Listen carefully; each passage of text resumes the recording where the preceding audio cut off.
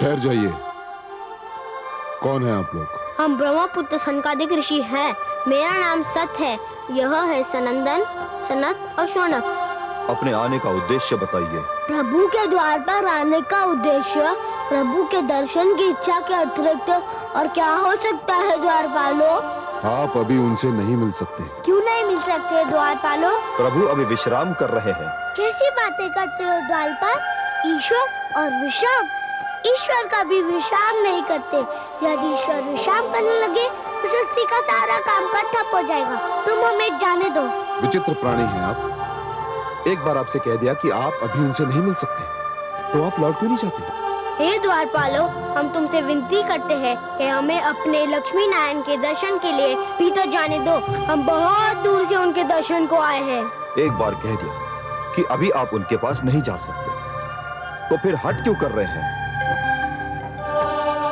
हे द्वारपालो, पथ का विमान अच्छा नहीं होता, चाहे वो पथ कितना भी ऊंचा हो। तुम तो एक द्वारपाल का छोटा सा पथ पाकर इतराने लगे।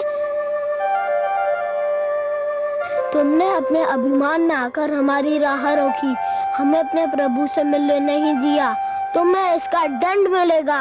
हम तुम्हें शाप देते हैं। जाओ, तुम दोनों राक्षस बन जाओ।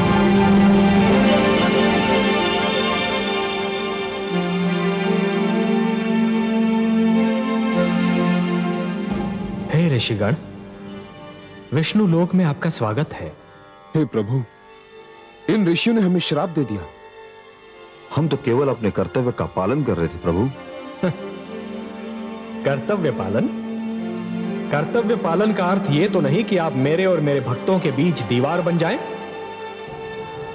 आप दोनों से घोर अपराध हुआ है और इस अपराध का दंड तो मिलना ही था। हे जय, हे विजय, जिस प्रकार वृक्ष और उसकी जड़ का नाता कोई नहीं तोड़ सकता, उसी प्रकार मेरे और मेरे दर्शनाभिलाषी के बीच कोई नहीं आ सकता। मेरे दर्शनार्थी मेरी संपत्ति हैं जय, और स्वयं मैं उनकी संपत्ति हूं। हम दोनों का एक दूसरे पर समान अधिकार है। जब भी कोई ईश्वर और भक्त के बीच आने का प्रयास करेगा, किसी न किसी रूप में अवश्य दंड पाएगा।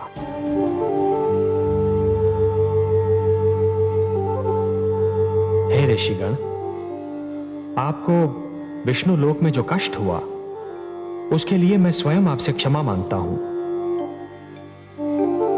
हम धन्य हो गए प्रभु, आपके दर्शन हुए, हमारा जीवन सफल हो गया। हमारे जीवन का तो एक ही उद्देश्य है, आपकी आराधना और उपासना। आपको देखा तो हमारी नेत्रों की तृप्ति हो गई। प्रभु, उनसे कहिए कि मैं क्षमा कर दें। हे सर्वेश्वर, हमें इनके शाप से मुक्ति दिलाइए। नहीं विजय, यह नहीं हो सकता। ऋषि का शाप धनुष से निकला हुआ बाण होता है। उसे न रोका जा सकता है और ना ही वो लौट सकता है।